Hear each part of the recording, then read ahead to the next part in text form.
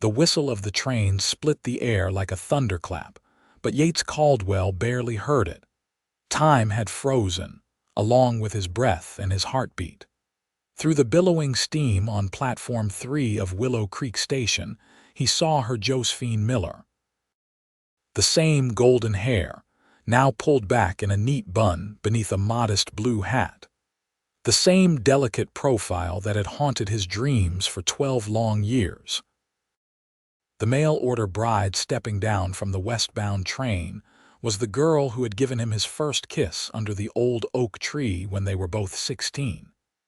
It was 1878, and the Dakota Territory was still wild, untamed land where a man could reinvent himself or lose himself entirely. Yates had done both. He removed his hat and ran a hand through his dark hair, suddenly conscious of the trail dust coating his clothes and the 3-day stubble on his jaw. He'd come to meet his employer's mail-order bride as a courtesy, to escort her safely to the Morgan Ranch where she would meet her husband-to-be. John Morgan was a good man, if somewhat older, who deserved happiness. But Morgan had never mentioned the bride's name, only that she was coming from Ohio. Ohio, Josephine's home. His home, once upon a time. Josephine descended the train steps carefully, her gloved hand accepting the conductor's assistance. She carried a small valise, and her simple traveling dress spoke of practicality rather than fashion.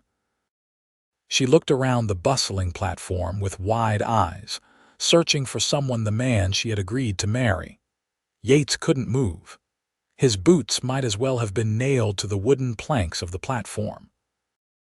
Memories flooded back the sweetness of that first innocent kiss, the promises whispered in the dark, the tears when his family moved west, and then the letter he'd sent that had never received a reply. Josephine turned, and their eyes met across the crowded platform. Her lips parted in shock, the color draining from her face. The valise slipped from her fingers and landed with a thud on the wooden boards. For a heartbeat, neither moved. Then the platform supervisor bumped into Yates, breaking the spell. "Pardon me, sir," the man said, tipping his hat before moving on. Yates swallowed hard and forced his legs to carry him forward. Each step felt like a mile as he approached the woman who had once been his whole world. "Josephine," he said, his voice rougher than he intended. "Yates." Her voice was exactly as he remembered, soft and clear as a mountain stream. I had no idea you would be here." He bent to retrieve her fallen valise. "I work for John Morgan. I came to escort his bride to the ranch." The words tasted like ashes in his mouth. Her eyes widened further. "You work for Mr. Morgan, 6 years now. He's a good man." The words came automatically, though he suddenly questioned whether any man was good enough for Josephine. "I see." She looked down at her gloved hands, now twisting nervously together. "This is rather unexpected." A child dashed between them, chasing after a rolling hoop, followed by an exasperated mother. Around them, the station hummed with activity, passengers disembarking, porters hauling luggage, families reuniting. But for Yates, the world had narrowed to this woman and the impossible situation they found themselves in. "I should get you to the ranch. Morgan's expecting you." He gestured toward the street where his wagon waited. "It's about an hour's ride." "Of course." She nodded, composure returning to her features though her eyes remained troubled. "Thank you for coming to meet me." They walked in silence through the station, each step taking them closer to a future neither had imagined. Yates helped her into the wagon, careful not to touch her more than necessary. He settled her valise behind the seat and climbed up beside her, taking the reins. As they pulled away from the station, leaving the noise and bustle behind, the silence between them grew heavier. The clip-clop of the horses' hooves on the hard-packed dirt road seemed unnaturally loud. "How have you been, Yates?" Josephine finally asked, her voice carefully controlled.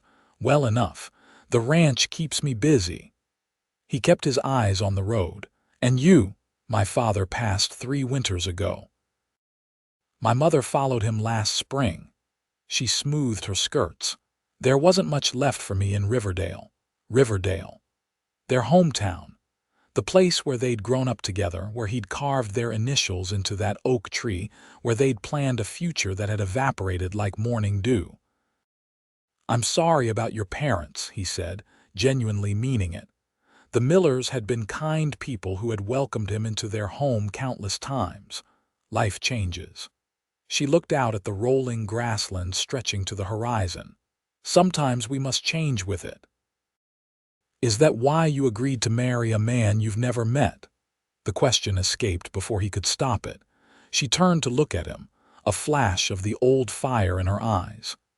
"Is that judgment I hear, Yates Caldwell, from a man who promised to write and then vanished without a trace?"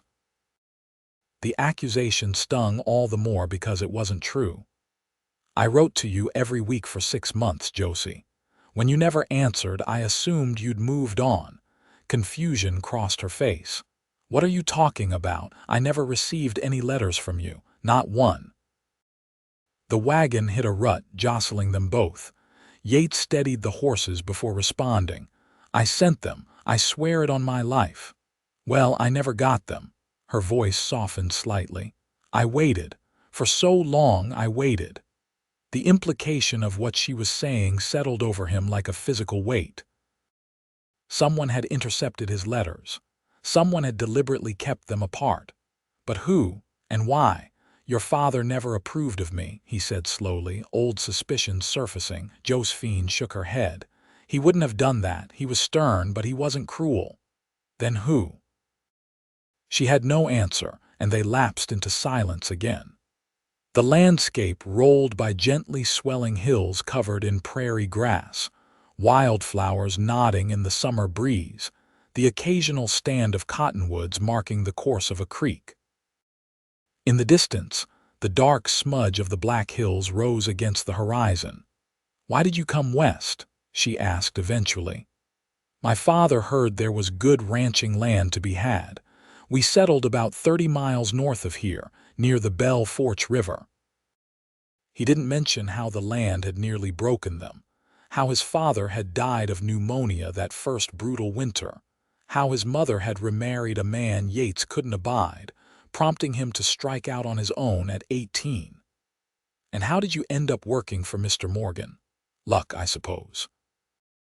"I was riding through looking for work. His foreman had just quit. He took a chance on me." Yates adjusted his grip on the reins. "It's been a good arrangement." "He seems kind in his letters," Josephine said, her voice carefully neutral. "Established, reliable."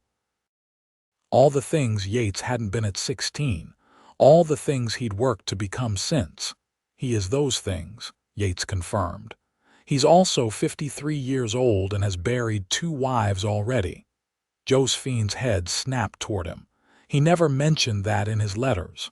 "I'm not surprised." "He's not a man to dwell on the past." Yates hesitated, then added, "The first died in childbirth before I knew him, the second from influenza about 4 years back." "I see." Her hands returned to twisting in her lap. Is there something wrong with the ranch that makes women vulnerable?" "No," Yates answered quickly. "Morgan runs one of the cleanest, safest operations in the territory. It was just bad luck. Life out here can be hard, but it's not usually deadly, at least not anymore." They crested a rise, and the Morgan Ranch came into view in the valley below a sprawling main house of hewn logs. Several outbuildings, corrals, and beyond them, the rolling pastures where cattle grazed. Smoke rose from the chimney, and even from this distance they could see figures moving about, the daily work of the ranch continuing. "It's larger than I expected," Josephine said, studying her future home. "Morgan started with nothing 20 years ago. He's built it all himself." Despite his conflicted feelings, Yates couldn't help but feel pride in the ranch that had become his home. "And what about you, Yates? Do you have a wife waiting, children?" The question was asked lightly, but he could hear the tension underneath. No. He didn't elaborate on the women he'd courted briefly over the years, none of whom had made him forget his first love. Ranch life doesn't leave much time for courting. I see. They were drawing closer to the ranch now. Soon they would arrive, and she would meet her future husband, and whatever this strange interlude was would end. Yates found himself slowing the horses, dragging out these last moments alone with her. "Josie," he said quietly, using the name he'd called her all those years ago. "Are you sure about this, marrying Morgan?" She didn't answer immediately. When she did, her voice was steady but sad. "I'm 28 years old, Yates, an orphan with no family, no inheritance, no prospects in Riverdale. Mr. Morgan offers security, respect, and a new start." "What else should I be looking for at my age, love?" he wanted to say. "You should be looking for love. The kind we had, the kind I've never found again." Instead, he said, "You deserve happiness." "Happiness is a luxury few can afford," she replied with a small smile that didn't reach her eyes. "I'll settle for contentment." They had reached the ranch gate.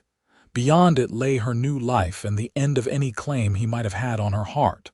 "For what it's worth," she added softly as he guided the horses through the gate, "I never forgot you, Yates, not for a single day."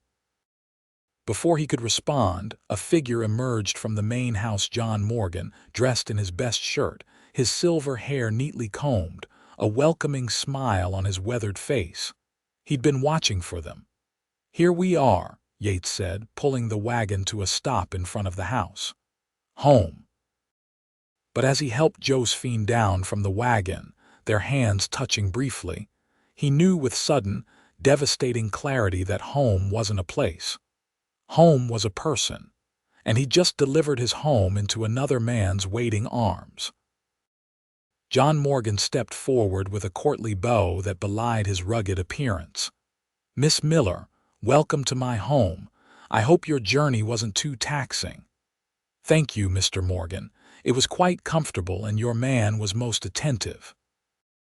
Josephine's voice was warm and pleasant, the voice of a woman greeting her future husband, not the voice she had used with Yates. "Caldwell is my best man," Morgan said, clapping Yates on the shoulder. "I knew I could count on him to see you safely here." He turned back to Josephine. "You must be tired. Let me show you to your room. You'll be staying in the guest quarters until the wedding, of course.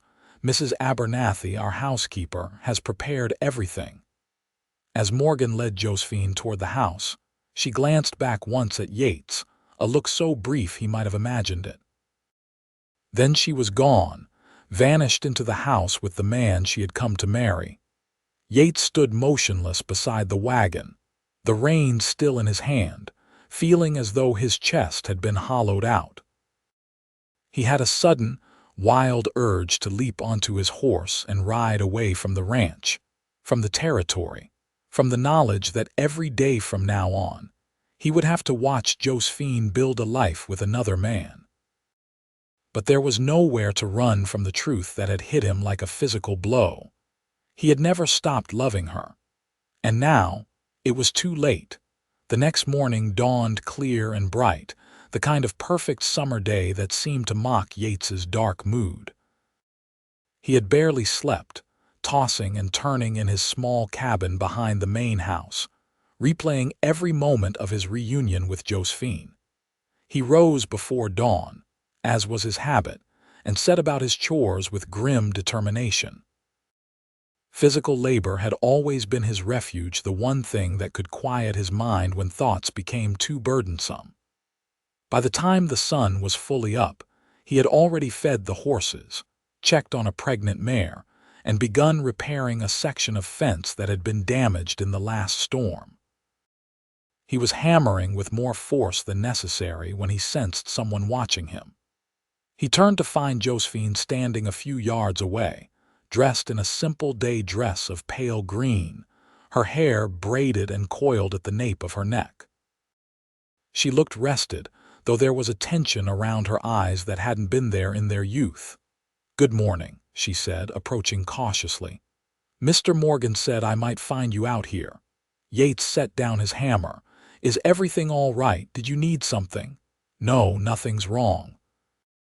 "Mrs. Abernathy has been very kind." She glanced back toward the main house.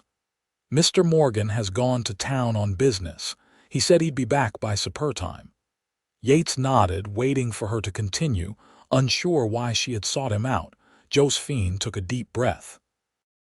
"I couldn't sleep last night, thinking about what you said about the letters you sent that I never received. It bothered me. It still bothers me." "It's ancient history now," Yates said, though the words rang hollow even to his own ears. "Is it?" She stepped closer, her eyes searching his face. 12 years of misunderstanding and separation, based on what? A cruel interference, a simple mistake. Don't you want to know the truth? He did. God help him, he did. But what good would it do now? What's your theory? He asked, unable to resist the pull of the mystery that had shaped both their lives.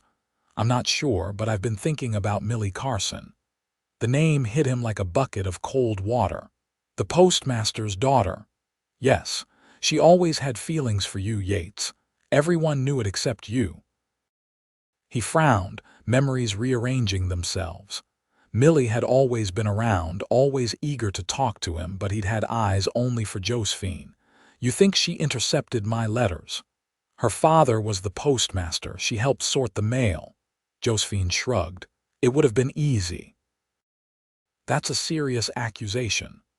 "I know. And maybe I'm wrong, but it would explain a lot, wouldn't it?" It would. It would explain the silence that had been so unlike the Josephine he knew. It would explain why he had eventually stopped writing, convinced she wanted nothing more to do with him.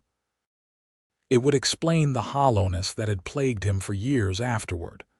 "It doesn't change anything now," he said, though his heart argued otherwise. "Doesn't it?" She stepped closer still, close enough that he could smell the faint lavender scent of her soap. "What if we both made decisions based on a lie? What if we've been living lives that were never meant to be ours, Josie?" He shook his head. "You're here to marry Morgan. He's a good man who deserves a chance at happiness." "And what about what I deserve?" There was a flash of spirit in her eyes that reminded him painfully of the girl she had been. "What about what you deserve?" Before he could answer, a voice called from the direction of the house. "Miss Miller, there you are." They both turned to see Mrs. Abernathy, the housekeeper, waving from the back porch. "I need to go," Josephine said, taking a step back. "But this conversation isn't over, Yates Caldwell, not by a long shot." She hurried away, leaving him standing by the half-repaired fence, hammer in hand, wondering if the ground beneath his feet had shifted or if it was just his perception that had changed. The next few days passed in a strange limbo. Yates tried to keep his distance from Josephine, burying himself in work, volunteering for tasks that took him to the far reaches of the ranch property. But somehow, they kept finding themselves in each other's company at meals, where Morgan insisted his foreman join them. During the daily operations of the ranch, which Josephine showed interest in learning. In the evenings, when Morgan invited Yates to join them on the porch as the heat of the day dissipated. Morgan seemed oblivious to the undercurrents between them, treating Josephine with courtly respect and Yates with the same gruff affection he always had. If anything, he seemed pleased that his bride-to-be and his foreman got along so well. "You two must have a lot in common, both being from Ohio," Morgan remarked one evening as they sat on the porch after supper. "Did your towns neighbor each other?" Yates and Josephine exchanged a glance. They hadn't told Morgan about their shared past, and now the omission felt dishonest. "We actually grew up in the same town," Josephine admitted. "Riverdale," Morgan's eyebrows rose. "Is that so? What a coincidence." "Not really a coincidence," Yates said, deciding honesty was the only path forward. "We knew each other growing up. Our families were neighbors." Well, I'll be, Morgan chuckled. Small world indeed. Were you friends then? Another loaded glance. Josephine answered this time. Yes, we were friends, good friends, for many years. Until my family moved west when I was 16, Yates added. We lost touch after that. It wasn't the whole truth, but it wasn't a lie either. Morgan seemed satisfied with the explanation, turning the conversation to his plans for expanding the ranch's cattle operation next spring. But later, as Yates was leaving for his cabin, Morgan followed him out. "Caldwell," he said, his voice serious in the darkness. "Is there something I should know about you and Miss Miller?" Yates stiffened. "Sir, I'm not blind, son. There's history there that you're not telling me." Morgan's face was hard to read in the dim light from the house windows. "I need to know what I'm walking into."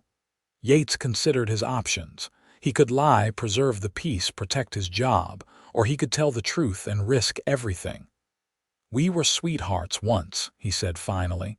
"Young love. It ended when my family moved. We both moved on." Morgan studied him for a long moment. "Have you moved on?" "Yes, sir." The lie tasted bitter. "That was a lifetime ago, and you'd have to ask her that." It was the most honest answer he could give. Morgan nodded slowly. "I appreciate your honesty, Caldwell. I won't pretend I'm not concerned, but I trust your integrity." He clapped Yates on the shoulder. "Get some rest. We've got that herd to move tomorrow."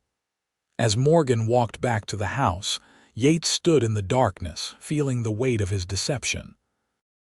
He hadn't told Morgan about the letters, about the misunderstanding that had shaped the last 12 years. He hadn't told him that every time he looked at Josephine, he felt as though he was coming home after a long, cold journey. Some truths were too dangerous to speak aloud. The next day brought unexpected news. As they prepared to move a herd of cattle to the north pasture, a rider came from town with a telegram for Morgan. After reading it, the rancher sought out Yates, who was saddling his horse. "Change of plans," Morgan said, his face grave. "My brother's had an accident in Denver. Broke his leg in 3 places falling from a scaffolding. I need to go to him. He has no one else." "Of course," Yates said immediately. "When do you leave?" "First light tomorrow. I'll take the morning train." Morgan ran a hand through his silver hair. "I hate to ask, but can you oversee things here? It could be a few weeks. You know I will." And Morgan hesitated. "Miss Miller will be here alone with just Mrs. Abernathy for company. I'd appreciate if you'd look out for her as well." Yates felt a knot form in his stomach. Weeks alone with Josephine without Morgan's steadying presence. It was a test he wasn't sure he could pass. "Maybe she should go with you," he suggested. "Denver might be more comfortable for her than the ranch." Morgan shook his head. "My brother's living conditions are rough at best. No place for a lady. Besides, we've already announced the wedding for next month. If she leaves with me now, tongues will wag." He was right, of course. Propriety mattered in these small communities. Morgan's reputation and Josephine's could be damaged by even the appearance of impropriety. "I'll make sure she's safe and comfortable," Yates promised, knowing he was committing himself to weeks of torment. "I know you will." Morgan's trust was a physical weight on Yates's shoulders. "You're a good man, Caldwell. I've always known that." That night, Morgan announced his impending departure at supper. Josephine expressed appropriate concern for his brother and offered to help in any way she could. Mrs. Abernathy, a widow of indeterminate age who had been with the ranch for years, assured Morgan that she would make sure Miss Miller was well looked after. Yates said little, feeling increasingly like a man walking into quicksand with his eyes wide open. The next morning, Yates drove Morgan to the train station in the wagon. As they neared the town, Morgan broke their companionable silence. "I'm leaving a lot in your hands, Caldwell. My ranch, my livelihood, and the woman who will be my wife." He looked straight ahead as he spoke, his profile stoic. I do so with complete confidence. Yates gripped the reins tighter. Your trust is not misplaced, sir. Morgan nodded, seemingly satisfied. They completed the journey in silence, and Yates saw his employer onto the eastbound train with a firm handshake and a promise to telegraph if anything required his attention. As the train pulled away, belching steam and smoke, Yates stood on the platform feeling a complicated mix of emotions: concern for Morgan's brother, worry about managing the ranch alone, and a treacherous, unwelcome relief at the temporary reprieve from watching Josephine and Morgan together.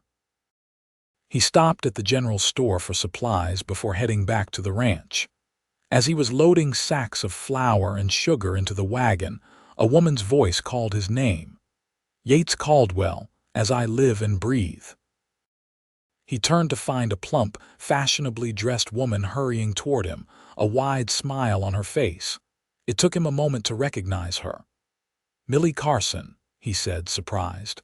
What are you doing in Willow Creek? It's Millie Thornton now, she corrected, showing off a wedding ring. My husband runs the bank here. We moved out last year. She beamed at him. What a small world. How have you been? Yates studied her face, trying to reconcile this cheerful matron with the girl Josephine suspected of intercepting his letters. It seemed impossible now.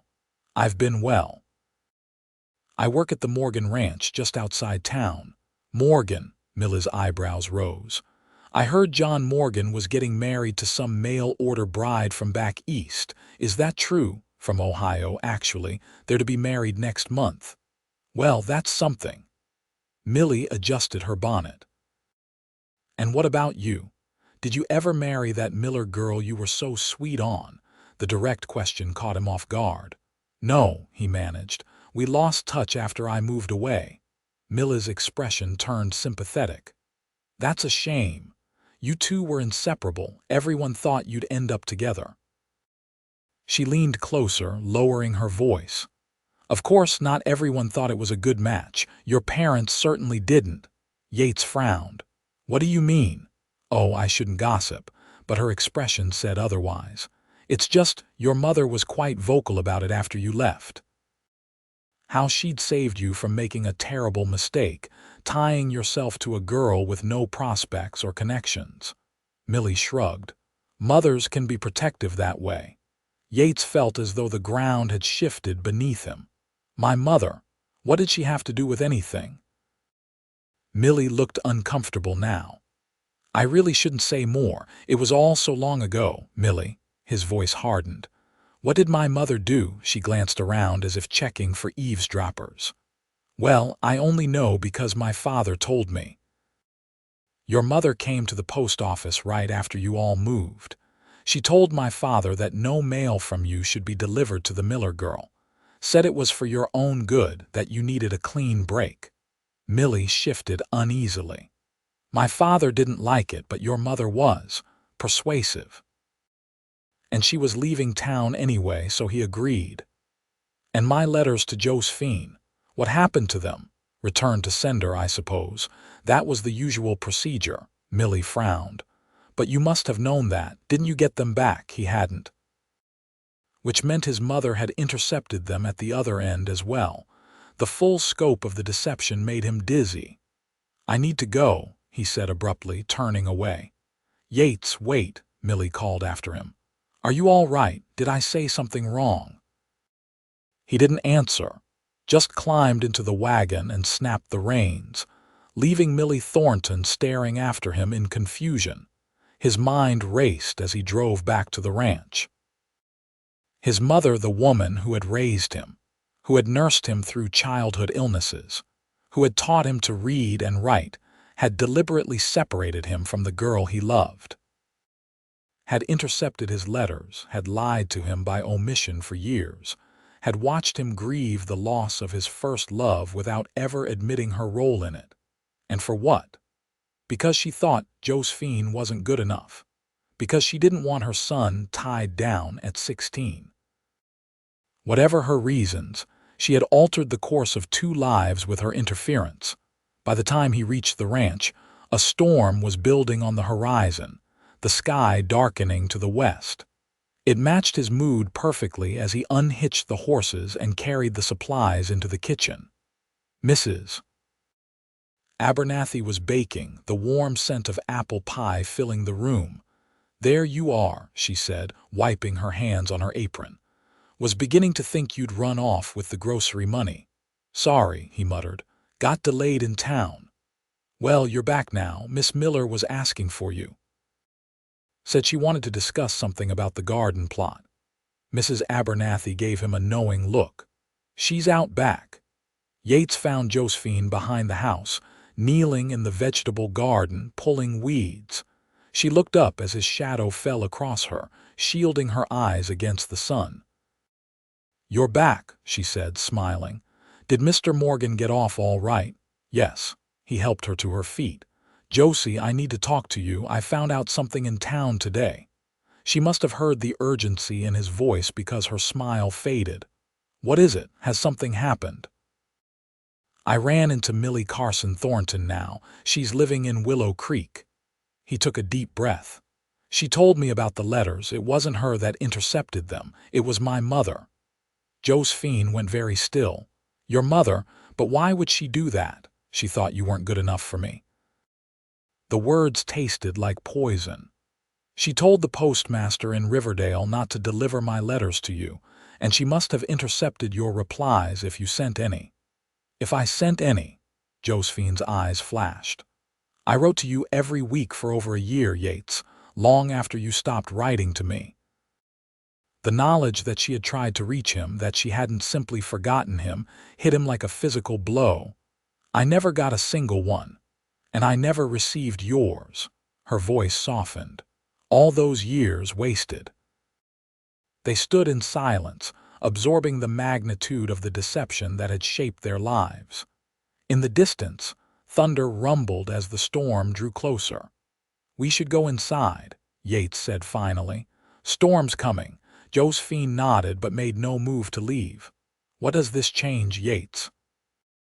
"I'm still here to marry Mr. Morgan. He's still a good man who deserves loyalty and respect." "I know." He ran a hand through his hair in frustration. "But doesn't it matter to you that we were deliberately kept apart, that everything we believed about each other was a lie?" "Of course it matters." Her composure cracked. "It matters so much I can hardly breathe when I think about it. But what can we do? Turn back time? Undo the last 12 years? I made a commitment to Mr. Morgan. I gave my word. To a man you don't love. I respect him. I could grow to love him in time." But her eyes betrayed her uncertainty. "And what about us?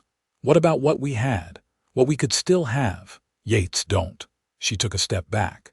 "Please don't make this harder than it already is." The first fat raindrops began to fall, splattering the dry earth around them. Neither moved. "I never stopped loving you," Yates said, the words torn from him. "Not for a single day." Josephine's eyes filled with tears. "Don't say that. You can't say that to me now. It's the truth. And I think you feel the same way." "It doesn't matter what I feel." She was crying openly now, the raindrops mixing with her tears. "I made a promise. I have to keep it." The skies opened then, rain pouring down in sheets. In seconds, they were both soaked to the skin. Yates grabbed Josephine's hand and pulled her toward the house, but instead of going to the back door, he led her to the small covered porch of his cabin. They stood dripping on the porch, both breathing hard. Josephine's hair had come loose from its pins and hung in wet ropes down her back. Her dress clung to her, and she wrapped her arms around herself, shivering. "You need to get dry," Yates said, opening the door to his cabin. "Come in. I'll find you something to change into." She hesitated only briefly before following him inside. The cabin was small but neat, a single room with a bed, a table with 2 chairs, a small stove, and a chest for his clothes. A shelf held a few books, and his saddle and gear hung on pegs by the door. Yates rummaged in the chest and pulled out a clean shirt and a pair of trousers. "These will be too big, but they're dry. You can change behind that screen." He nodded toward a folding screen in the corner that he used when bathing. Josephine took the clothes and disappeared behind the screen. Yates quickly stripped off his own wet shirt and replaced it with a dry one, then stoked the small stove to take the chill from the air. Outside, the rain continued to fall in a steady drumbeat on the roof. When Josephine emerged from behind the screen, she was swimming in his clothes, the shirt sleeves rolled up multiple times, the trousers cinched tight with a piece of rope. Her wet clothes were draped over the screen to dry. Despite the circumstances, Yates couldn't help but smile at the sight. "What?" she asked, self-consciously tugging at the oversized shirt. "Nothing. It's just, you look like you did when we went swimming in the creek that summer and you borrowed my shirt afterward." A reluctant smile tugged at her lips. "I remember. My mother was scandalized when we came home and I was wearing your clothes. Your father threatened to tan my hide, but he didn't. No, he liked me, I think. He did." Josephine sat on the edge of the bed, the only place to sit besides the two hard chairs at the table. "He said you had a good heart." Yates sat beside her, careful to maintain a respectful distance. "I wish I'd known about the letters sooner. I would have come back for you." "Would you?" She looked at him directly. "Even after you thought I'd rejected you, even then?" He held her gaze. "I've never felt about anyone the way I felt about you, the way I still feel about you." Josephine closed her eyes. "Yates, please, I can't do this. I can't betray Mr. Morgan's trust." "I know," he sighed heavily. "I wouldn't ask you to. He's been good to me, taken me in when I had nothing. I owe him my loyalty." They sat in silence, listening to the rain and the occasional rumble of thunder. The storm showed no signs of abating. "Tell me about your life," Josephine said finally. "The years I missed, were you happy?" "Not at first. My father died that first winter here, pneumonia. My mother remarried within a year a man named Garrick who had a small claim near ours. He was hard, not violent but cold, treated me like a hired hand more than a stepson." Yates stared at the floor as he spoke. "I left as soon as I could, worked odd jobs until I found my way here. Morgan gave me a chance when no one else would." "I'm sorry about your father," Josephine said softly. "He was always kind to me. He liked you, said you had spirit." Yates looked up at her. "What about you? These years in Riverdale, quiet. I taught at the school for a while. Helped my mother after my father died. Considered marriage once to the new doctor, but..." She shrugged. "My heart wasn't in it, because of me." He couldn't help asking. Partly because he was more in love with the idea of a wife than with me specifically." She gave a small smile. "When my mother died, the house went to my cousin. He was kind enough, offered to let me stay on, but I knew I needed to make my own way. That's when I saw Mr. Morgan's advertisement. And you decided to marry a stranger. I decided to start a new life." She met his eyes steadily. "I never expected that life to include you." The air between them seemed to thicken, charged with unspoken emotions. Yates was acutely aware of how close they were sitting, of the way Josephine's damp hair curled against her neck, of the rise and fall of her chest as she breathed. "I should go," she said, standing abruptly. "Mrs. Abernathy will wonder where I am. Your clothes are still wet. I'll manage." She moved toward the screen, but Yates caught her hand. "Josie, wait." She turned back, her expression a mixture of longing and apprehension. "What, Yates? What can you possibly say that will make this situation any less impossible?" "I don't know." He stood, still holding her hand. "I just know that finding you again after all these years feels like a miracle, and the thought of losing you a second time is unbearable." "You're not losing me," she said gently. "I'll be right here, just belonging to someone else." The words hung in the air between them. Yates knew he should let her go, should step back and honor his commitment to Morgan. But instead, he found himself moving closer, drawn by a force as inevitable as gravity. "Yates," she whispered, a plea or a warning, he wasn't sure which. "Tell me you don't feel it too," he said, his voice rough. "Tell me you don't lie awake at night remembering how it was between us. Tell me you don't wonder what might have been if we hadn't been kept apart by a lie." "I can't tell you that." Her voice was barely audible over the rain. "But it doesn't change anything. We're not those children anymore. No, we're not." He reached up to touch her face, his fingers tracing the delicate line of her jaw. "We're adults who understand exactly what we're feeling, what we're risking." For a moment, she leaned into his touch, her eyes drifting closed. Then, with visible effort, she stepped back. "I need to go," she said, her voice stronger now. "This isn't right, Yates. Not to Mr. Morgan, not to ourselves." She disappeared behind the screen and emerged moments later in her still damp dress, her hair hastily pinned up. Without looking at him, she moved to the door. "Thank you for the use of your clothes," she said formally, as if speaking to a stranger. "I'll see you at supper." Then she was gone, running through the rain toward the main house, leaving Yates standing in the doorway of his cabin, watching her go and wondering if he had just made the biggest mistake of his life, or narrowly avoided it. The days that followed were a strange dance of avoidance and forced civility. Josephine threw herself into learning about the ranch, spending hours with Mrs. Abernathy in the kitchen or the garden, helping with the endless tasks that kept the household running. Yates immersed himself in ranch work, riding out at dawn and often not returning until after dark, exhausted enough that sleep came quickly despite his troubled thoughts. When they did interact, it was with careful politeness, never acknowledging the storm of emotions that lay just beneath the surface.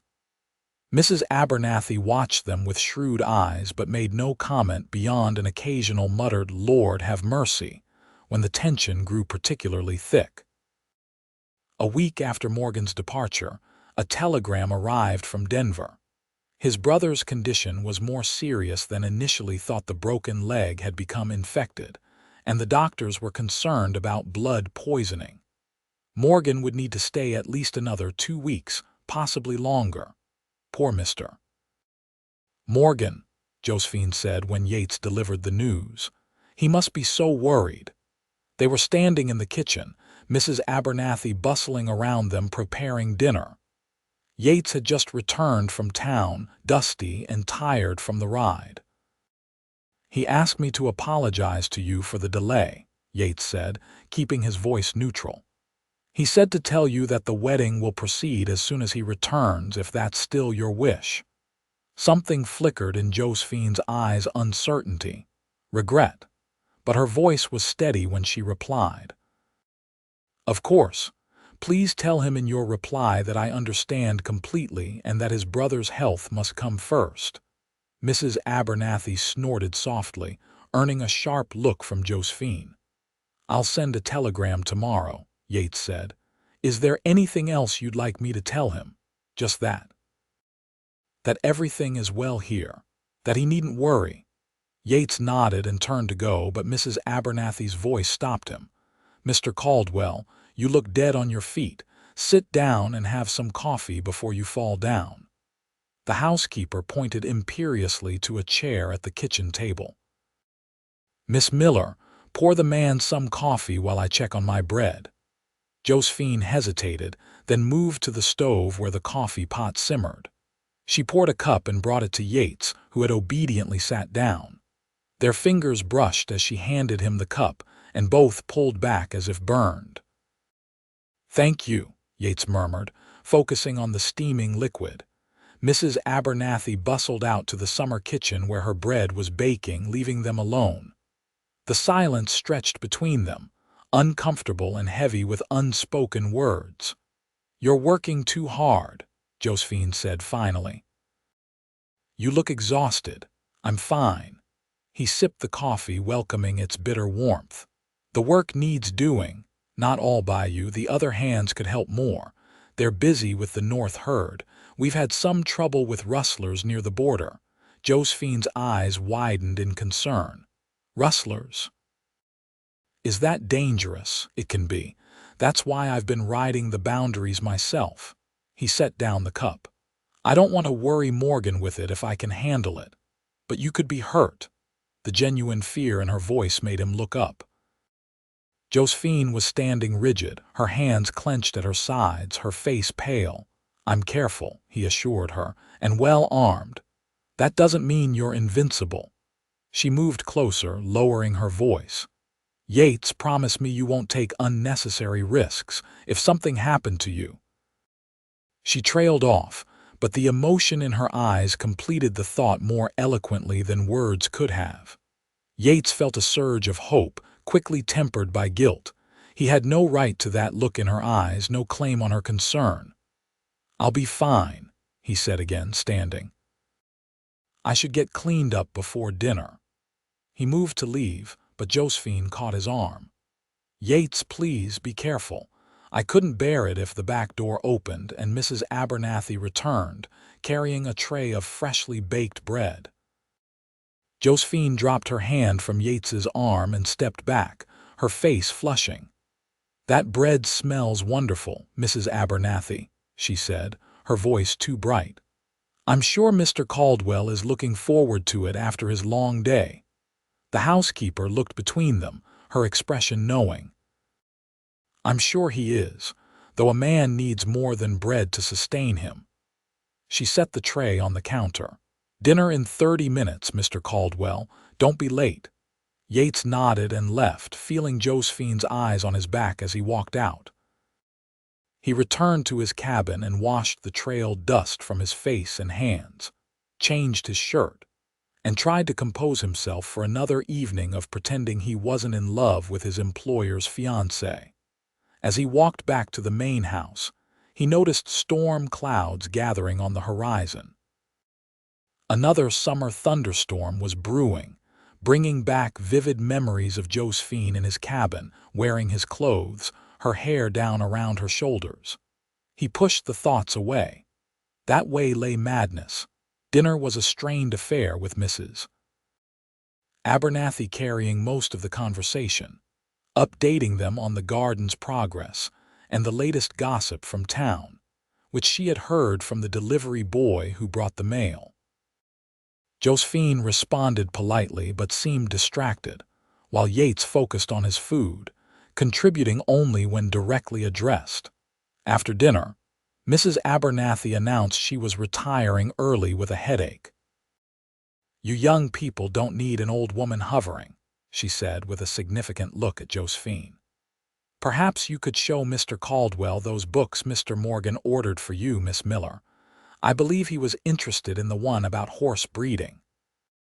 Before either could protest this transparent maneuver, the housekeeper had disappeared upstairs, leaving them alone in the parlor. Josephine stood awkwardly by the fireplace, while Yates remained near the door as if preparing for a quick escape. "Mrs. Abernathy is not subtle," Josephine said with a small smile. "No, she isn't."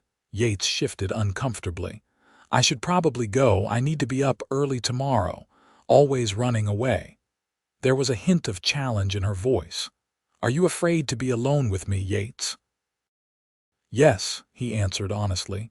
"I am." His candor seemed to surprise her. "Why?" "Because every time I'm near you, I want what I can't have." He took a step toward her, then stopped himself. "Because I respect Morgan too much to betray him, but I'm not sure my resolve is strong enough to withstand temptation." "And I'm a temptation." Her voice was soft, almost wondering. "You know you are." He ran a hand through his hair in frustration. "Josie, this is torture. Seeing you every day, knowing what might have been, what could still be if circumstances were different. If I weren't promised to another man." She stated it plainly, a fact that couldn't be changed. "Yes." The first rumble of thunder sounded in the distance, and rain began to patter against the windows. The storm had arrived. "I've been thinking about that," Josephine said, moving to the window to watch the rain. About my promise to Mr. Morgan. Yates felt his heart rate accelerate. What about it? He asked me in his telegram if the wedding was still my wish. She turned to face him, her expression troubled. It was a curious way to phrase it, don't you think? As if he sensed my hesitation. Morgan is perceptive. Yes, he is. She took a deep breath. I'm not sure I can go through with it, Yates. Not now. Not knowing what I know about us, about the past. Hope and alarm warred within him. Josie, think carefully. Morgan has offered you security, respect, a good life. I can't promise any of that. What can you promise? Her eyes held his, demanding truth. Love, he said simply. I can promise to love you every day for the rest of my life, just as I've loved you for the past 12 years, even when I thought you'd forgotten me. She moved toward him slowly, her eyes never leaving his face. That's all I've ever wanted from you, Yates. Just your love. They stood facing each other in the center of the parlor, the storm raging outside mirroring the tumult of emotions within. Yates knew he should step back, should remind her of her commitment, should honor his loyalty to Morgan. But when Josephine reached up to touch his face, he couldn't move away. I've dreamed of you, she whispered. Every night since I arrived, I dream of what might have been, of the life we could have had. Josie, he murmured, his resolve crumbling, we can't. I know, she lowered her hand. But I can't marry him, Yates. Not loving you as I do. It wouldn't be fair to any of us. The admission hung in the air between them, changing everything and nothing at once. Yates wanted to pull her into his arms, to kiss her as he'd been longing to since the moment he saw her step off the train. But honor held him back. What will you do? He asked. I'll tell him the truth when he returns, that I can't marry him because I'm in love with someone else. Her voice was steady now, certain. He deserves honesty at least. He'll know it's me. Yes, he might fire me. We might both have to leave. I know. She lifted her chin. I'm prepared for that. Lightning flashed, briefly illuminating the room in stark white light, followed immediately by a crack of thunder that shook the windows. The storm was directly overhead now, violent and powerful. We should check the windows upstairs, Yates said, practical concerns temporarily overriding emotional ones. This storm looks bad. Josephine nodded, and they moved through the house together, making sure all the windows were secure against the driving rain. In Morgan's study, they found one window had blown open, rain soaking the papers on his desk. I'll close it, Yates said, crossing to the window and fighting against the wind to secure it. Can you save those papers? Josephine hurried to the desk and began gathering the wet documents. As she sorted through them, her movements suddenly stilled. Yates, she said, her voice strange. Look at this. He joined her at the desk and looked at the paper. She was holding a half-written letter in Morgan's neat handwriting. It was addressed to Josephine. I shouldn't be reading his private correspondence, she said, but she didn't put the letter down. Yates read over her shoulder. My dear Miss Miller, I find myself in a difficult position as I write this. When I placed my advertisement for a mail-order bride, I did so with honest intentions. I am a lonely man in the autumn of my years, seeking companionship and perhaps a measure of happiness in my remaining time. Your letters convinced me you were a woman of intelligence, grace, and character qualities I greatly admire. I believed we could build a life together based on mutual respect and shared purpose, if not passionate love. However, circumstances have changed in a way I did not anticipate.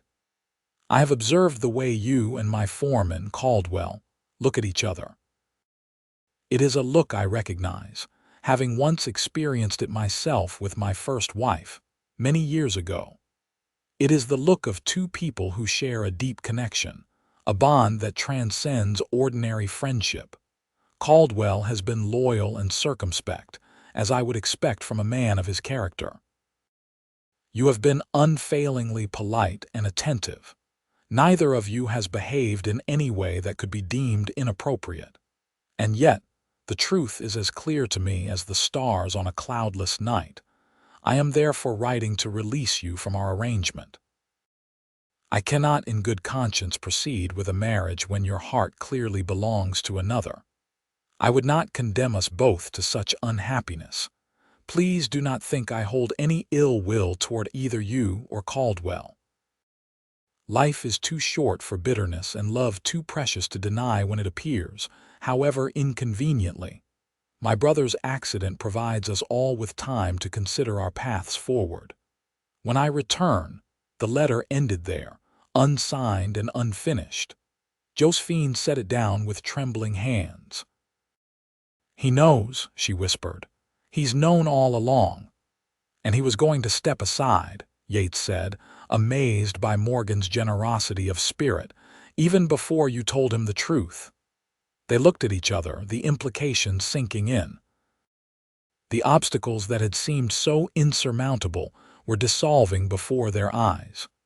"What do we do now?" Josephine asked. Before Yates could answer, there was a tremendous crash from outside. They rushed to the window to see that lightning had struck one of the large cottonwood trees near the barn. The tree was ablaze despite the rain, and as they watched in horror, a burning branch fell onto the barn roof. "The horses!" Yates exclaimed, already moving toward the door. "And the hay stored in the loft if the fire reaches it. I'll help," Josephine said, following him. "No, stay here, it's too dangerous." But she was already grabbing a rain slicker from the hook by the door. "I'm coming with you. Those horses need everyone's help." There was no time to argue. They raced out into the storm, the rain hitting them like needles driven by the wind. Mrs. Abernathy appeared on the porch in her nightgown, alerted by the commotion. "Fire!" Yates shouted to her over the storm. "Ring the alarm bell." The housekeeper nodded and disappeared inside. Moments later, the clanging of the large bell mounted on the roof began, its urgent pealing carrying across the ranch, summoning any hands within hearing distance. Yates and Josephine reached the barn as the first flames began to spread across the roof. Inside, the horses were whinnying in fear, some kicking at their stalls in panic. Yates immediately began opening stall doors, while Josephine grabbed lead ropes from the tack room. "Get them out to the corral," Yates directed, handing her the first horse, a gentle mare who seemed less panicked than the others. "Then come back for more if you can." Josephine nodded and led the mare out into the rain. Yates continued freeing the horses, speaking soothingly to them despite the chaos around them. Above, the fire was spreading, and he could hear the ominous crackle as it began to consume the hay stored in the loft. He had just freed the last horse, Morgan's prized stallion, when a burning beam crashed down near the door, partially blocking the exit. The stallion reared in terror, nearly knocking Yates over. "Easy, boy, easy," Yates murmured, trying to calm the panicked animal. "We're going to get out of here." Outside, he could hear shouts as the ranch hands arrived, organizing a bucket brigade from the well to the barn. Josephine appeared in the doorway, her face pale with fear. "Yates, are you all right? Stay back," he called. "The roof's coming down." As if to emphasize his words, another burning beam crashed down, showering sparks. The stallion reared again, and this time Yates lost his grip on the lead rope. The horse bolted, not toward the door but deeper into the barn where the fire was spreading rapidly. "No." Yates ran after the stallion, dodging falling debris. The smoke was getting thicker, making it hard to see or breathe. He found the horse backed into a corner, eyes rolling in terror. "Come on, boy, this way." He approached slowly, hand outstretched, speaking in low, calming tones despite the urgency of the situation. Finally, he managed to grasp the lead rope again. As he turned to lead the stallion out, he saw that their path was now blocked by flames. "Yates!" Josephine's voice came through the smoke. The back door. Use the back door. Of course, the smaller door at the rear of the barn, used primarily for bringing in hay from the fields. Yates changed direction, leading the frightened stallion through the smoke toward the back of the building. They reached the door just as another section of the roof collapsed behind them, sending a wave of heat at their backs. Yates pushed the door open and led the stallion out into the rain. They were on the far side of the barn from the house, with the burning tree between them and the others. He could hear shouting, but couldn't make out the words over the storm and the roar of the fire. As they circled around to rejoin the others, Yates saw that the bucket brigade was making progress. The rain was helping, and the worst of the fire seemed to be contained to the roof and one side of the barn. With luck, they might save part of the structure. Josephine ran to him as soon as she saw him, throwing her arms around him, heedless of the mud and soot that covered him. "I thought you were trapped," she said, her voice breaking. "When that beam fell, I'm all right," he assured her, returning her embrace briefly before remembering where they were, who might be watching. He stepped back. "We need to get this fellow to the corral with the others." Together, they led the stallion to the corral where the rest of the horses had been gathered. The ranch hands were still fighting the fire, and Mrs. Abernathy was organizing blankets and hot coffee for the soaking wet men. It took another hour of hard work, but eventually the fire was extinguished. The barn was badly damaged, but not destroyed. The stone foundation, and much of the framework remained intact, though the roof would need to be completely rebuilt. Miraculously, no people or animals had been seriously injured, though one of the hands had suffered minor burns and Yates had a nasty cut on his arm from falling debris. As the adrenaline of the crisis faded, exhaustion set in. The ranch hands dispersed to their bunks, and Mrs. Abernathy, after fussing over Yates's injury and bandaging it, retired to her room. Josephine insisted on helping Yates check the horses one final time to ensure none had been injured in the panic. They stood together in the rain-soaked corral, watching as the horses settled, the immediate danger past. Dawn was still hours away, but the storm had moved on, leaving behind a gentle rain and occasional distant rumbles of thunder. "You could have been killed," Josephine said softly, watching Yates's face in the dim light from the lantern they carried. "It would take more than a barn fire to get rid of me," he replied, attempting lightness but not quite succeeding. "Don't joke about it." Her voice was sharp with lingering fear. "When I saw that beam fall and you didn't come out—" "I'm sorry," he said, suddenly serious. "I didn't mean to frighten you." "I realized something in that moment," she continued, her eyes fixed on his face. "When I thought I might lose you again, this time forever. I realized I can't wait anymore. I can't pretend. Life is too short and too uncertain." "Josie, no, let me finish." She took a deep breath.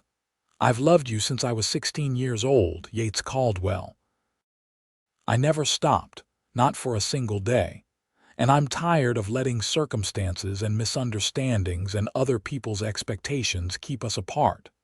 She stepped closer, her face tilted up to his, rain glistening on her skin. "I don't care what happens when Mr. Morgan returns. I don't care if we have to leave here, if we have to start over with nothing. As long as we're together, I'll face whatever comes." Yates felt something break loose inside him, the last restraint, the final barrier. He cupped her face in his hands, marveling at the softness of her skin beneath his calloused fingers. "I love you, Josephine Miller. I have always loved you, and I will love you until my last breath." He leaned down, hesitating just a moment. "Are you sure?" "Once we cross this line—" "I've never been more sure of anything in my life," she whispered, and lifted her face to his. Their lips met in a kiss that was both new and achingly familiar, a homecoming and a beginning all at once. Yates pulled her close, feeling her heartbeat against his chest, breathing in the scent of her that had haunted his dreams for 12 long years. When they finally broke apart, both breathless, Josephine smiled up at him with such radiant joy that it made his heart ache. "We should go inside," he said reluctantly. "You're soaked through and it's been a long night." She nodded but made no move to leave the circle of his arms. "What happens now, Yates? When Mr. Morgan returns, we tell him the truth," he replied, "though it seems he already knows. We offer our apologies and accept whatever consequences come." He touched her cheek gently. "Together." "Together," she echoed, sealing the promise with another kiss. The next 2 weeks passed in a strange limbo. By day, Yates supervised the repairs to the barn while Josephine helped Mrs. Abernathy with the household and tended to the injured ranch hand. They maintained a careful distance in public, aware of the scrutiny of the other hands and the all-seeing eyes of Mrs. Abernathy. But in the evenings, after the household was quiet, they would meet sometimes by the creek that ran through the property, sometimes in the small grove of trees beyond the orchard. There, they would talk for hours, filling in the missing years of their lives, rediscovering each other as adults while remembering the children they had been. They spoke of their dreams for the future, perhaps a small ranch of their own someday. Children with Josephine's golden hair and Yates's dark eyes. They were careful never to cross certain boundaries, both aware that until Josephine was formally released from her commitment to Morgan, anything more than kisses would be a betrayal. Telegrams came regularly from Denver. Morgan's brother was improving slowly and Morgan expected to return within the week. With each passing day, the moment of reckoning drew closer. "Are you afraid?" Josephine asked one evening as they sat side by side on a fallen log by the creek, their hands intertwined. "Of Morgan's reaction?" Yates considered the question. "Not afraid exactly. Ashamed, yes. He's been good to me and this feels like poor repayment." "I feel the same way," she admitted. "But would it be better to go through with a marriage based on a lie, to live a lifetime of pretending?" "No." His answer was immediate and certain. That would be crueler in the end. They fell silent, listening to the gentle murmur of the creek and the evening chorus of crickets. "I found something today," Josephine said after a while, "when I was helping Mrs. Abernathy clean out one of the storerooms." She reached into her pocket and pulled out a small, tarnished silver locket. It was in a box of things belonging to Morgan's first wife. She opened the locket to reveal a miniature portrait of a young woman with a sweet, serious face. Her name was Elizabeth. Mrs. Abernathy says they were childhood sweethearts who married young. She died in childbirth their first year of marriage along with the baby. "I didn't know," Yates said softly. "Morgan never speaks of her. Mrs. Abernathy says he loved her more than life itself. That he's never really gotten over her loss, even after all these years and 2 more marriages." Josephine closed the locket gently. "I think that's why he recognized what was between us. He remembers what real love looks like. And why he was willing to step aside," Yates added. "He wouldn't want to stand in the way of that kind of love, having experienced it himself." The knowledge made Yates feel both better and worse about the situation. Better, because he believed Morgan might understand. Worse, because it highlighted the depth of their deception, however unintentional. The day of Morgan's return dawned clear and warm, a perfect late summer day. Yates had received a telegram the previous evening confirming that Morgan would arrive on the afternoon train. He rose early, as usual, but instead of immediately beginning his chores, he sat on the step of his cabin and watched the sunrise, mentally preparing himself for the conversation ahead. He and Josephine had agreed they would speak to Morgan together, taking equal responsibility for the situation.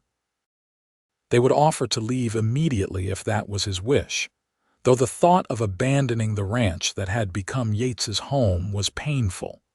The day passed with agonizing slowness. By mid-afternoon, Yates had changed into his best shirt and was hitching the wagon to drive to town to meet the train. As he worked, Josephine appeared, also dressed in her best, a simple but elegant blue dress that matched her eyes. "I'm coming with you," she said, her tone brooking no argument. "We should face him together from the start." Yates nodded, admiring her courage. "It's going to be all right," he said, though he couldn't be sure of that. "I know." She touched his arm briefly. "Whatever happens, we're together now, that's what matters." They drove to town in companionable silence, each lost in their own thoughts. The train was on time, its whistle announcing its approach as they arrived at the station. They stood together on the platform, a respectable distance apart but united in purpose. The train pulled in with a hiss of steam and a screech of brakes. Passengers began to disembark, and then there was Morgan, looking tired but relieved to be home. He spotted them immediately, his eyebrows rising slightly at the sight of Josephine, whom he clearly hadn't expected to meet him. "Mr. Morgan," Josephine greeted him, stepping forward. "Welcome back. I hope your brother is recovering well. Miss Miller." Morgan tipped his hat, his eyes moving between her and Yates with a knowing expression.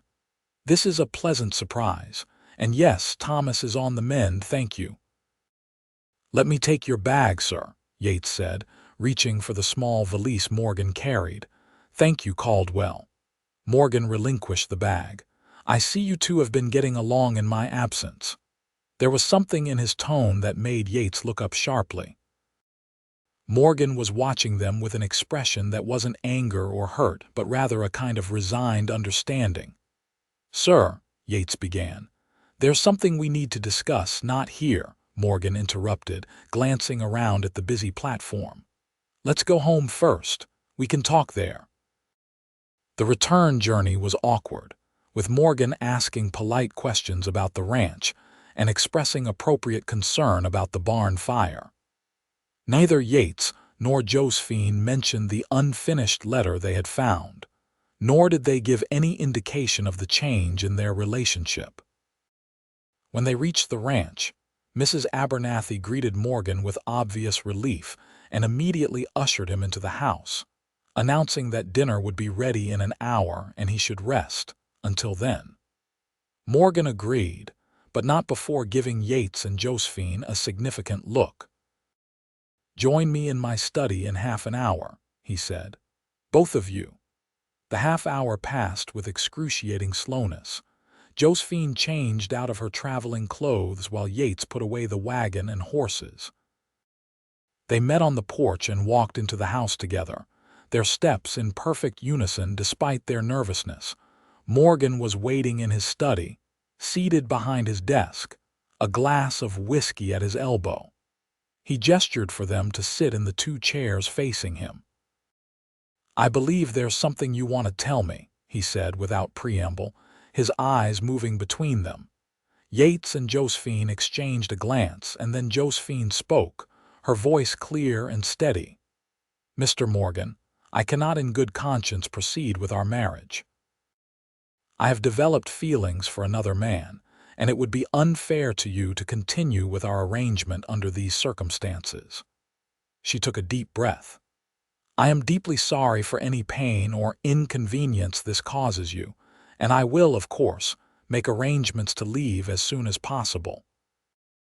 Morgan nodded slowly, then turned his gaze to Yates.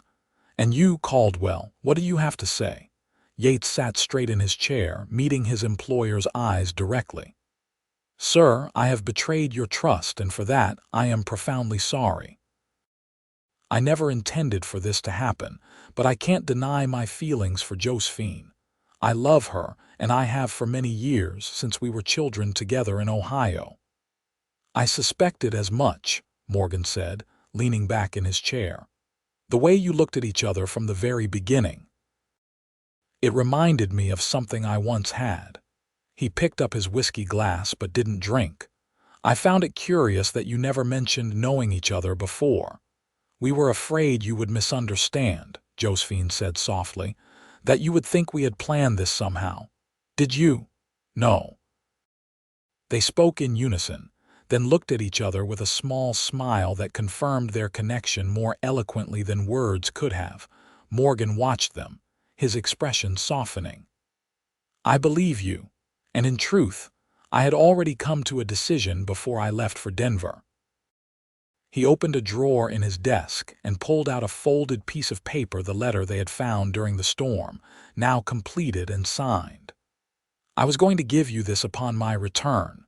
Josephine took the letter with trembling hands. We saw the beginning of this during the storm. The window blew open and your papers got wet. We were trying to save them when we came across it. I apologize for reading your private correspondence. No apology necessary. It saved me having to write it again.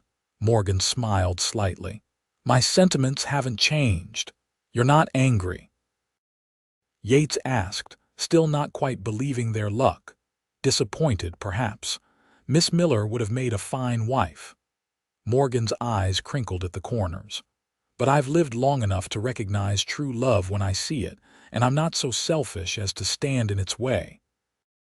He stood and moved to the window, looking out at the ranch that had been his life's work.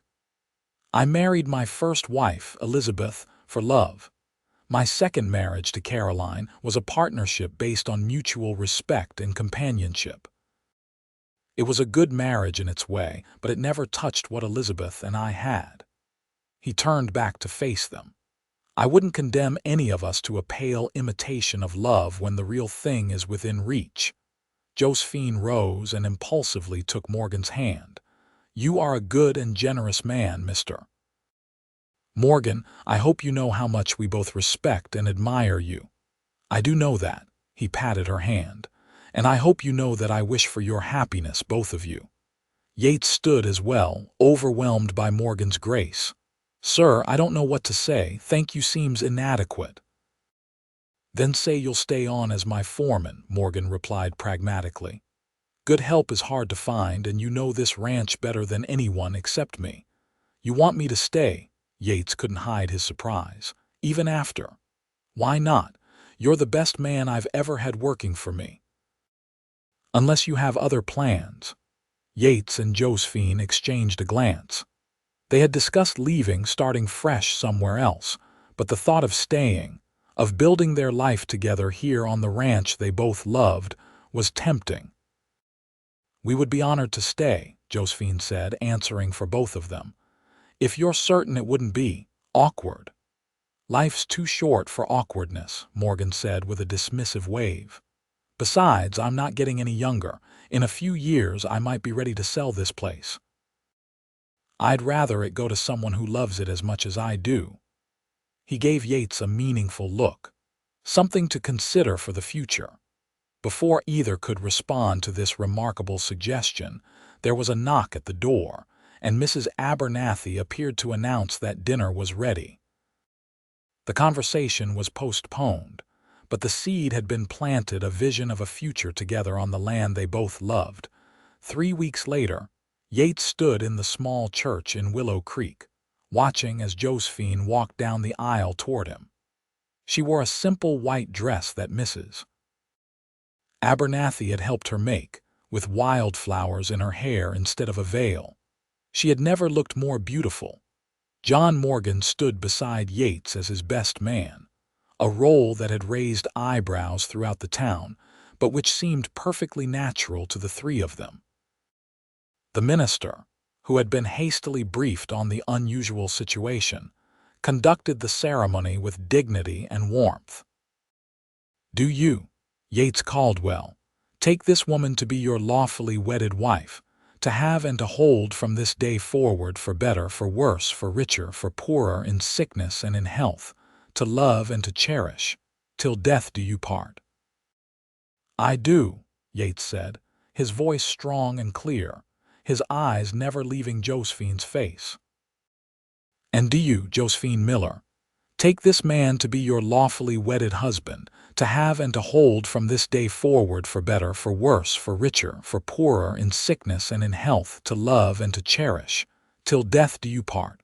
I do, Josephine replied, her smile radiant. With all my heart. They exchanged rings, simple gold bands that had been Morgan's wedding gift to them. As the minister pronounced them husband and wife, Yates bent to kiss his bride, sealing their vows with a promise that had been 12 years in the making. The small reception was held at the ranch, with the hands and neighbors gathering to celebrate. As the afternoon turned to evening, Yates found himself standing on the porch with Morgan, watching as Josephine danced with one of the younger ranch hands. "You're a lucky man, Caldwell," Morgan said, sipping his whiskey. "She's a remarkable woman." "I know it," Yates agreed. "I still can't believe she's my wife." "Believe it," Morgan clapped him on the shoulder, "and never take it for granted. Love like that is rare." "I won't," Yates promised. "And thank you again for everything. Not many men would have been so understanding. Not many men have loved and lost as I have." Morgan's eyes took on a faraway look. "Elizabeth would have approved, I think. She always believed in true love conquering all." He smiled slightly. "Rather romantic notion, but in your case it seems to have proven true." Josephine joined them then, breathless from dancing. "What are you two discussing so seriously? This is a celebration." "Just imparting some wisdom to your new husband," Morgan said with a wink. "Though I suspect he won't need much advice when it comes to making you happy." Josephine slipped her arm through Yates's, leaning against him in a way that still thrilled him with its casual intimacy. "I think we'll manage quite well," she said, smiling up at her husband. As the party continued around them, Yates took a moment to marvel at the journey that had brought them to this point, from that first innocent kiss under the oak tree in Ohio, through 12 years of separation built on a lie, to the shock of their reunion at the Willow Creek Depot, and finally, to this moment of perfect happiness. Life in the Dakota Territory was still hard, still unpredictable. There would be challenges ahead, harsh winters, the constant work of the ranch, perhaps children someday with all the joys and worries they would bring. But Yates knew with bone-deep certainty that whatever came, they would face it together. And that was all that mattered. Epilogue. 10 years later, Yates Caldwell stood on the porch of the main house of the Caldwell Ranch, watching as the stagecoach wound its way up the long drive. Beside him, Josephine bounced their youngest child, 2-year-old Elizabeth, on her hip, while their older children, 8-year-old John and 6-year-old Rebecca, pressed against the porch railing in excitement. "Is that him, Pa?" John asked, squinting against the afternoon sun. "Is that Grandpa Morgan?" "I believe it is," Yates confirmed, smiling at his son's enthusiasm. "Remember your manners now. Grandpa's been traveling a long way." John Morgan had officially sold them the ranch 5 years earlier, moving to a smaller property nearby where he could enjoy his retirement in comfort, while still being close enough to visit regularly. He had become a beloved fixture in their family, a grandfather to their children in every way that mattered. The stagecoach pulled to a stop, and the driver helped Morgan down. At 73, he moved more slowly than he once had, but his mind was as sharp as ever, and he still sat a horse better than men half his age. "Grandpa!" The children rushed down the steps to greet him, nearly bowling him over in their enthusiasm. Morgan laughed, bending to hug them both. "My, how you've grown, John. You're nearly as tall as your father was at your age, and Rebecca, pretty as a picture, just like your mother." Yates and Josephine followed at a more sedate pace, Elizabeth waving shyly at Morgan from the safety of her mother's arms. "Welcome home, John," Josephine said warmly, leaning in to kiss his weathered cheek. "How was Denver?" "Noisy, crowded, and entirely too fashionable," Morgan grumbled, but his eyes twinkled. But my brother sends his regards. He's thinking of moving out this way next spring. Says the mountain air might be good for his old bones. He's always welcome, Yates said, clasping Morgan's hand firmly. The guest cabin is his whenever he wants it. They made their way to the house, the children chattering excitedly about all that had happened in the month. Morgan had been away, the new foal in the stable, John's progress with his reading, Rebecca's skill with her new pony. Morgan listened to it all with genuine interest, asking questions and offering praise in all the right places. As they settled on the porch with coffee and the apple pie Mrs. Abernathy had baked in honor of Morgan's return. The housekeeper had elected to stay on when the ranch changed hands, declaring that the Caldwell children needed a proper grandmother figure. Yates looked around at his family with a deep sense of contentment. The ranch had prospered under their stewardship, expanding to nearly twice its original size. The barn, rebuilt after the fire, was now one of the finest in the territory. The house had been expanded as well, with additional bedrooms for the children and modern conveniences that made Josephine's life easier. But more important than the material success was the love that filled every corner of their home. Yates watched as Josephine helped Elizabeth with her slice of pie, her golden hair now streaked with a few strands of silver, her face still as beautiful to him as it had been when they were 16. She caught his eye and smiled, a private look that still made his heart race after all these years. Later, after the children were in bed and Morgan had retired to his old room, which was always kept ready for his visits, Yates and Josephine stood together on the porch, looking up at the star-filled Dakota sky. "Happy?" Yates asked, drawing his wife close against the evening chill. "Completely," Josephine said, resting her head on his shoulder. "Sometimes I still can't believe this is our life, that we found each other again after all those years." "Maybe it was meant to be," Yates suggested. "Maybe all those years apart were necessary for us to become the people we needed to be for each other." "The philosophical cowboy," Josephine teased, poking him gently in the ribs. "Next you'll be writing poetry." "Only for you," he said, bending to kiss her. "Always for you." They stood in comfortable silence for a while, listening to the night sounds of the ranch, the distant lowing of cattle, the soft whicker of horses in the stable, the rustle of wind through the cottonwoods. "You ever think about that day at the depot?" Josephine asked suddenly. "When I stepped off the train and saw you standing there." "Only every day," Yates admitted. "The shock on your face mirrored exactly what I was feeling. Like seeing a ghost, but the best kind of ghost, one that brought back everything good from the past." "I thought I was dreaming at first," Josephine said, "or that my mind was playing tricks on me. It seemed impossible that you would be there in that exact place and time. And yet, here we are." Yates gestured to the ranch spread out before them, their home, their legacy. "All because my mother tried to keep us apart, and John Morgan placed an advertisement for a mail-order bride, and you were brave enough to travel across the country to marry a stranger.